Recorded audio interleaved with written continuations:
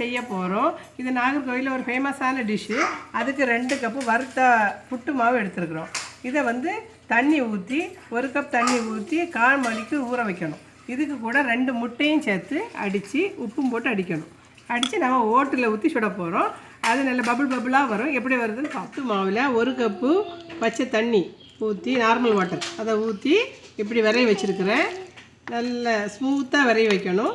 இது 1 மணிக்கு வேண்டாம், சாரி 15 நிமிஷம் ஊறினா போதும். வச்ச மாவை மிக்சியில் போடுறோம்.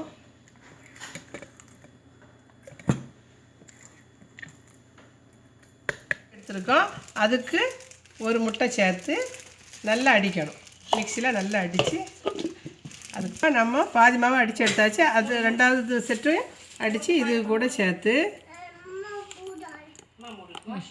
தேவையான உப்பு போடணும். இந்த மாவுக்கு தேவையான உப்பு 1/2 ஸ்பூன் போட்டு நல்லா மிக்ஸ் பண்ணி நம்ம ஓட்டில் ஊற்றி சுட்டு எடுக்க போகிறோம். அது எப்படி சுட்டு எடுக்கலாம்?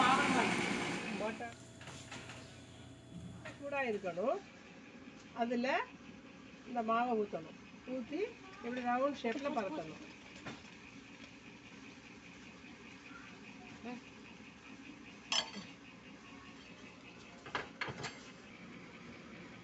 இப்படி அழகாக பபுளாக வரணும். இதுக்கு பேர் தான் ஓட்டாடை.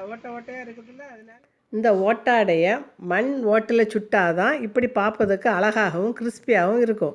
இப்போ நம்ம ஓட்டாடை ரெடி ஆகிட்டுது. இது மட்டன் கறி, சிக்கன் கறி கூட சாப்பிட நல்ல டேஸ்ட்டாக இருக்கும். இது நாகர்கோவில் முஸ்லீம் ஃபங்க்ஷனில் வைப்பாங்க.